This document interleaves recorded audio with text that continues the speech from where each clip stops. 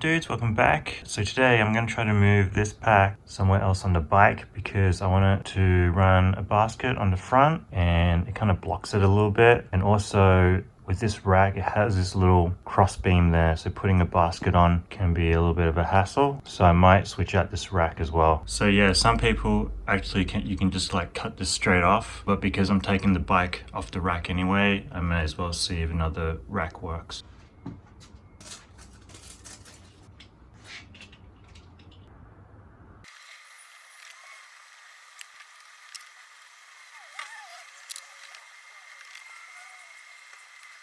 Alright, so it's all off. Took it off. So yeah, I could mount it here, but then the pack would be kind of in between your legs, which I don't think is a problem. But the cabling, I think the cabling only goes so much as well. So I can move it down all the way. But yeah, I feel like that issue, either mount on top or bottom, is still gonna overhang a little bit. So yeah, kind of be like this. Yeah, like honestly, it probably wouldn't be too bad. You just have to watch out your feet a little bit. But yeah, I feel like after a long distance, it might be a bit of a hassle. So yeah, the other option is to mount it on the back here behind the seat. But I'd have to buy a new cable for that. So I probably won't do that. And also the kid's seat might get in the way. And that's basically really it of the options, other than the handlebar, of course. So I'm gonna mount it here on the side of the fork. Probably just something like that. See how that goes.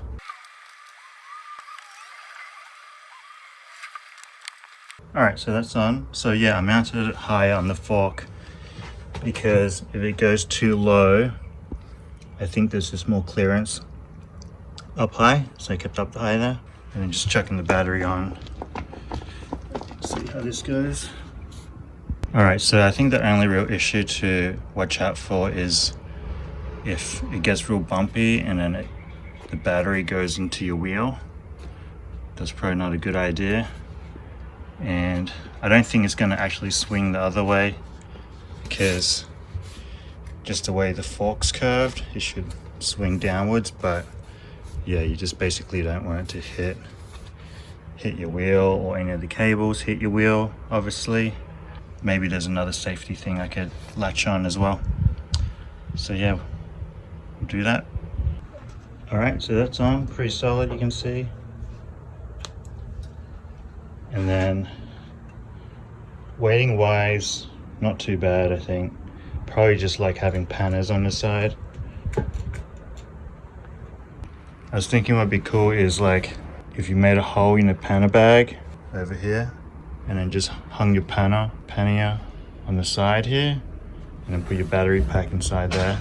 It'd look super stealth and almost not look like an e-bike at all. But yeah, obviously that means sacrificing a panner bag, and I don't know if I want to do that just yet. So maybe I can just chuck on a rack on the front, put the both panners on and see how that looks first. And then I'll decide if I'll cut open the back of that bag or not. All right, so I found this. This is gonna help me attach the rack on.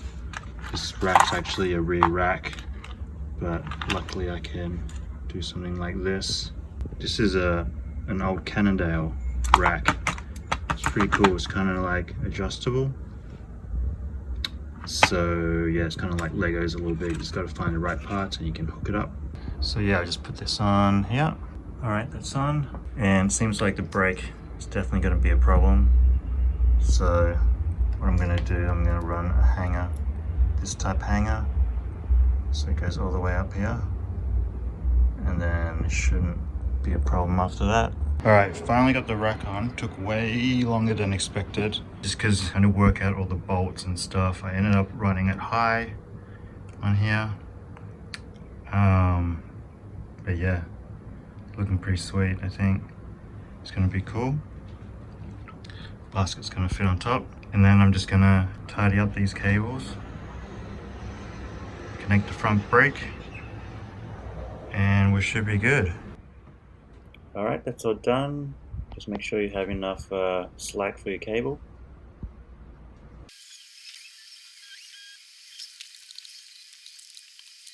Alright, it's all on. Everything's looking pretty sweet.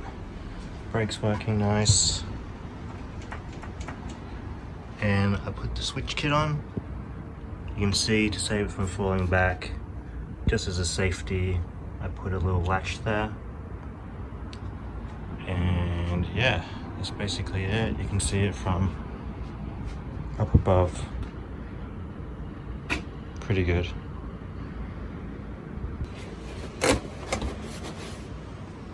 Pretty good. So yeah, I think if you rocked like two panners, it'd be hard to tell it's like an E-kit. Would have been cool to put this in that bag, but I think it actually sits back a little bit more than I expected. So maybe save that for another day. But yeah, I'm pretty happy with it. I'm gonna chuck the basket on top and I think we're good. So yeah, I realized if I put the panner bag on backwards, the angle lines up pretty perfect with the switch kit. So yeah, I'm just gonna run this and then see how it goes. Alright, here we are, just testing out the bike. So the weight of it actually feels really good. You don't really feel it at all. I think if anything, when you just placing your bike down somewhere or leaning up against the wall, you just gotta be careful it doesn't swing. It will swing a little bit to the left hand side. But yeah, if you just be careful, it's not really an issue at all. Something that you can get used to, I think. And then yeah, the panners feel pretty good. I think you can carry a lot of stuff in panners. Yeah, like I said earlier in the video, it'd be cool to kind of hide the pack inside a panner. But I think where my panners sit on the rack, it sits up a little bit higher because it's a DIY rack. I think you can get racks which allow the panners to sit a little bit lower, and then I might, if I get a rack in the future that does that, I might do that. But yeah, for now I'm pretty happy with it. You can see on the bike that it still kind of covers up a bit. You don't really notice it at all, and yeah, I don't mind it. It makes it easy to get the battery on and off as well. You can kind of just click on and click off, and yeah, it almost doesn't look like an e-bike when you got all the bags on. I actually ran a little poll on my Instagram asking if people keep the panners on the bike when they use them or they take them off. So yeah, it ended up about being 50-50. People, when they lock it up for a long time, they'll take it off, and then some other people, they'll either zip tie it to the rack or they will use hose pipe clamps to clamp them down, and that would be pretty solid as well. So yeah, definitely recommend that.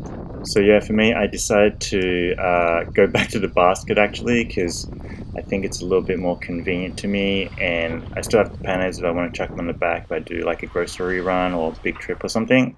But for now, yeah, I switched back to the basket, a little bit convenient, and I could just chuck things in. Kind of miss having a basket when it wasn't on there. And you can see here's a switch kit again. You can see the little tie there, tie it to the brace of the rack. Yeah, someone mentioned on the internet you can't really access the controls there, but yeah, for me, once I set it, I just haven't changed it since. So the only thing I do is just turn it on now and then it goes. Also, someone on the internet mentioned, why don't I just put the switch kit in the basket? I think you could, but this way at least I can use the whole basket, and then the weight of the battery is a little bit lower. But yeah, I'm sure you could do that too. Here's just a little bit more riding. Yeah, overall I'm pretty stoked on it. It still looks clean, it's out of the way, and it feels pretty good. No problems yet. I'll probably ride a bit more and then see how I go. But yeah, so far so good. So yeah, let me know what you think, whether you run panners or you like a basket better, and if you keep your bike bags on your bike when you lock up or not. And yeah, that's basically the video. Thanks for watching, and I'll catch you next one. Peace.